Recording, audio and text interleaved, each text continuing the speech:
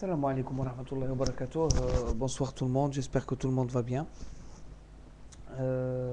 Zulfelloum tout le monde. Ça va être assez spécial ce soir. Déjà, غادي نتكلموا على la victoire de l'équipe nationale. Donc moi j'ai attendu حتى نشوف نسمع الريزولتا ونشوف déjà j'ai vu un petit peu le match تاع le Bénin مع le Mali. Donc déjà, c'est très important, après la première journée, d'être premier de son groupe, avoir un goal average conséquent,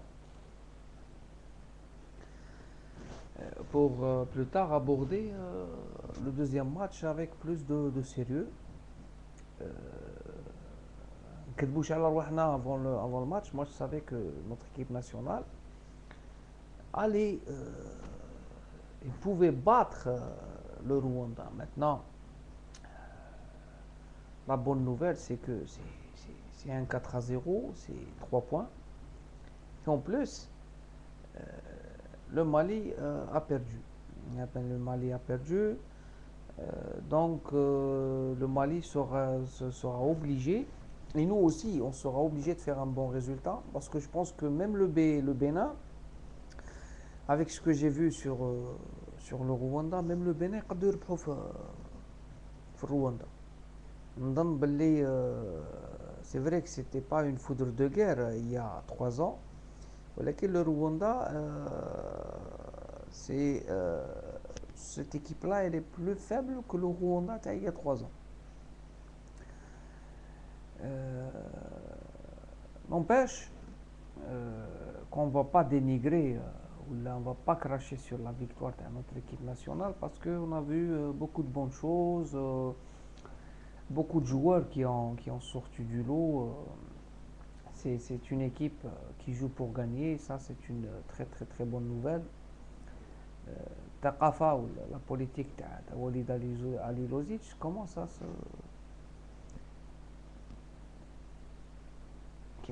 se voir sur le terrain.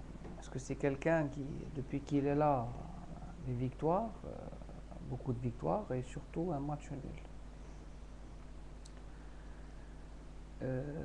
Maintenant, on va parler un petit peu du match. Je suis allé au match. C'est vrai que le début de notre équipe nationale était assez crispé. Dans les premiers quarts d'heure jusqu'à 20 minutes, on n'a pas vu beaucoup de choses intéressantes, sauf par exemple le penalty qui n'a pas été sifflé sur Jebour après une main. Mais bon, Jebour pouvait continuer l'action puisqu'il avait l'avantage. Et ces actions-là, surtout en Afrique, généralement, elles ne sont pas sifflées. Peut-être qu'un autre arbitre l'aurait fait, mais généralement en Afrique,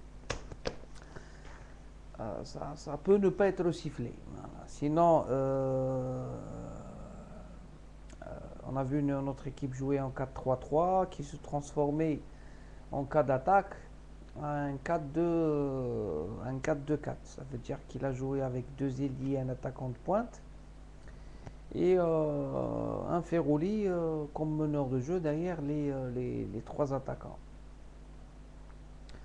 Boudebouz comme d'habitude dans son aile droite, comme il joue à Sochaux, avec bien sûr un peu d'individualisme, un peu de déchets, etc. Mais c'est Boudebouz parce que c'est des joueurs qui sont comme ça, c'est des joueurs qui peuvent... mais Benouche par exemple, à un certain moment, mais avec un passement de jambes, là il peut te faire un centre et te donner une occasion de but.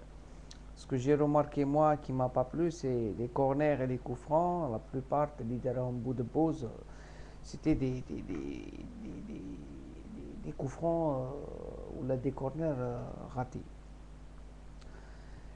Maintenant, l'acquis important, c'est déjà Soudanais avec son doublé et un match plein. Donc c'est quelqu'un qu'on a vu tout au long du match. Il a couru dans tous les sens et il a fait il n'a pas été bête.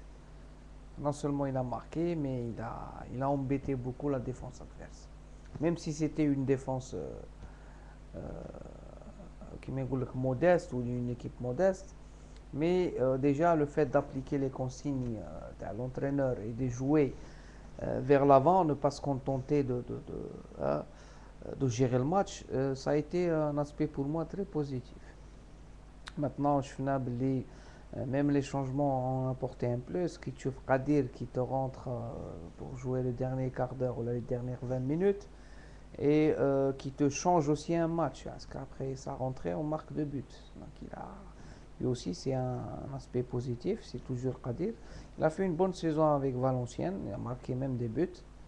Même si son club ne joue pas les premiers rôles en France, pour moi, il devra, par exemple, chercher un autre club pour s'améliorer un peu de plus. Slimani aussi, joueur du CRB, l'attaquant du CRB, très très bon, qui très très bonne nouvelle. Il rentre, il marque. Il a fait ce que, par exemple, Jebour n'a pas fait pendant 60 minutes. Il rentre, il exploite un centre, il marque de la tête. C'est un point fort à où. Maintenant, on va parler du milieu. Gdioura, rien à dire, c'est un poumon. C'est quelqu'un qui te court tout un match, qui a une bonne vision de jeu, qui t'écarte le jeu à droite et à gauche. C'est quelqu'un qui récupère des ballons, qui est toujours disponible. Le Capitana, Al-Hassan, bon, les milieux défensifs, leur jeu n'est jamais visible lorsque tu vois un match. Le rendement n'est jamais visible lorsque tu vois un match. Mais c'est quelqu'un qui parle beaucoup, qui est sobre, qui est professionnel. Maintenant, on peut expliquer un petit peu son rendement, disons, moyen. Parce que c'est des gens qui ont beaucoup joué cette année. Il a lutté avec son équipe Getafe pour le maintien en championnat d'Espagne. Donc c'est quelqu'un qui peut-être la période, elle est belle comme les joueurs généralement professionnels et surtout qui jouent en Europe, ils viennent un peu lassés, un peu. C'est quelqu'un qui a fait beaucoup de matchs. Et c'est normal, c'est le mois de juin, c'est un mois piège. Généralement, tous les joueurs, ils n'ont pas assez de temps pour se reposer après la fin des championnats. Donc, ils arrivent avec une forme moyenne. Et ça, non, ça n'enlève pas son mérite d'être toujours présent, de récupérer des balles, etc. Les deux arrières latéraux, pour moi, c'est une très très bonne nouvelle. On a déjà pu remplacer Belhaj avec Msbah. Msbah, c'est un joueur du Milan AC, du Milan AC qui ne recrute pas n'importe quoi, mais c'est un joueur qui n'a pas le niveau. Il a plus joué défensivement hier soir qu'offensivement. Mais c'est quelqu'un qui n'a pas beaucoup de déchets, qui relance correctement, etc. Alam Kamilatan Ileh. Hachoud, c'est quelqu'un qui s'améliore de plus en plus et qui s'affirme, surtout point de vue en équipe nationale. Parce que c'est quelqu'un qui a une stature longtemps, Steph. Ils ont eu le doublé. Il lui arrive même de marquer des coups francs de loin, donc on aura besoin de lui. C'est quelqu'un, lorsqu'il faut défendre, il défend. Lorsqu'il faut attaquer, la preuve, le deuxième but, c'est un centre de Hichoud sur la tête de Soudani. Maintenant, la charnière centrale et la défense en général, mais pour moi, on ne peut pas donner, par exemple, un point de vue définitif sur cette défense. Pour moi, j'ai remarqué qu'il y avait un déchet la relance qui a pu être exploité, qui pouvait être exploité par une autre équipe, par une autre équipe qui possède par exemple des attaquants brillants, rapides, il marquait au a. Sauf que l'Euro, ça s'est passé avec l'Euro Honda, tant mieux. Mais on a vu déjà l'intervention de Mboulhi. Donc il faudrait mieux, par exemple, essayer d'améliorer la relance à la défense pour avoir une certaine cohésion entre la défense, le milieu et l'attaque. Et pas dégager à l'emporte-pièce parce que si on tombe comme avec des équipes qui posent le ballon, des équipes qui ont des joueurs très techniques, et ce qui va se passer le dimanche, donc, sur l'ensemble du match, beaucoup de choses positives.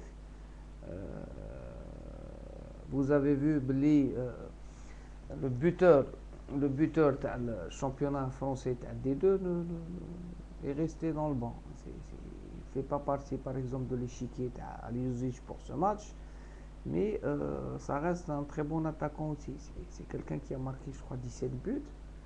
Et c'est pas qui m'a dit que c'est un nombre de buts qui m'a dit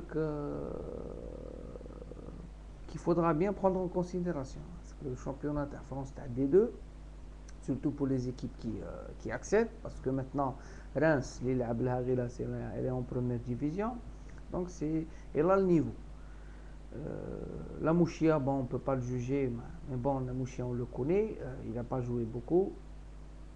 Ce qui est intéressant, comme en fin de compte, c'est qu'après la première journée et après plusieurs matchs, déjà l'équipe nationale est en train de marquer beaucoup de buts.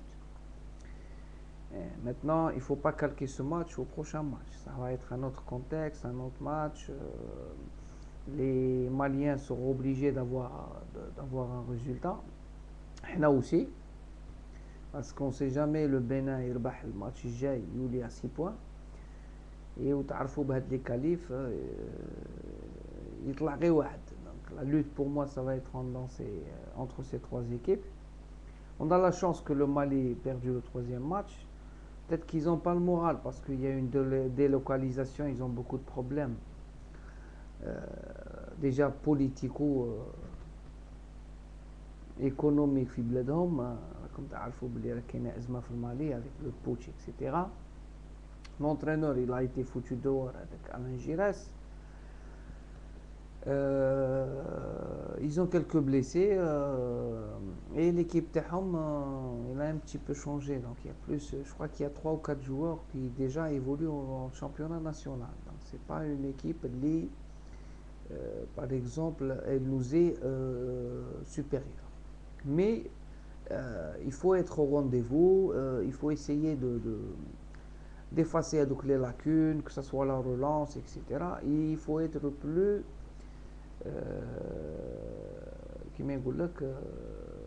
réaliste devant le but. Donc je sais pas, je pense moi que ça va pas être le même match, que ça va pas être la même tactique. Tu vas pas aller jouer contre le Mali avec une équipe 100% d'attaque. Ça va être un milieu qui assez rempli, où on va jouer avec 2 attaquants ou peut-être un attaquant de pointe, tout en remplissant le milieu, en ayant une certaine assise au milieu et être plus solide en défense et surtout soigner la relance. Je pense que je ne sais pas si vous avez vu tous les résultats. J'ai vu tous les résultats. Généralement, les petites équipes ils ont ces équipes-là, ils ont fait de bons résultats généralement. Qui touche le Soudan, qui bat le champion d'Afrique 2-0. C'est un bon résultat pour l'équipe nationale. Qui touche par exemple l'Angola, l'Ouganda, match nul, Togo, Libye, match nul. Qui touche Zimbabwe contre la Guinée, qui touche Nigeria, le Nigeria qui bat avec un petit but la Guinée, la Namibie, qui touche l'Afrique du Sud dire match nul à l'Éthiopie, qui touche le Cameroun il peut le Zaïre avec un but à 0 difficilement. Donc je pense que sur la seule équipe qui s'est par exemple dans le groupe D, où il y a le Soudan, la Zambie, le Ghana et le Lesotho. Déjà, le Soudan, le Ghana, premier les deux avec 3 points, différence de but assez importante pour le Ghana. Le Ghana a marqué 7 buts. Ils ont étriqué le Lesotho. Les Égyptiens, ils ont battu la Mozambique vendredi 2-0, logiquement, la Tunisie. Le Maroc, pour moi, ceux qui disaient que la Gambie, parce qu'on a battu la Gambie avec une équipe faible, Et bien la Gambie, chez elle, elle a fait un match nul contre le Maroc. Alors que pour moi, la composante du Maroc, elle est très intéressante. Ils ont des joueurs qui me disent qu'une certaine équipe, les rahi, mais le même entraîneur depuis maintenant presque 2 ans. Donc déjà pour moi, c'est pour nos frères marocains, c'est un mauvais résultat. Sur cela, je vais essayer de faire un truc avant match le samedi, Inch'Allah, parce que j'ai l'équipe type, t'as le Mali, et je vais essayer de parler de quelques joueurs et des possibilités de tactique, des possibilités sur le match, une appréciation personnelle, toujours personnelle. On n'est ni des tacticiens ni des entraîneurs, mais c'est juste des points de vue personnels sur les probabilités du match du dimanche prochain. Sur cela, salam alaikum wa rahmatullahi wa barakatuh et à la prochaine, Inch'Allah.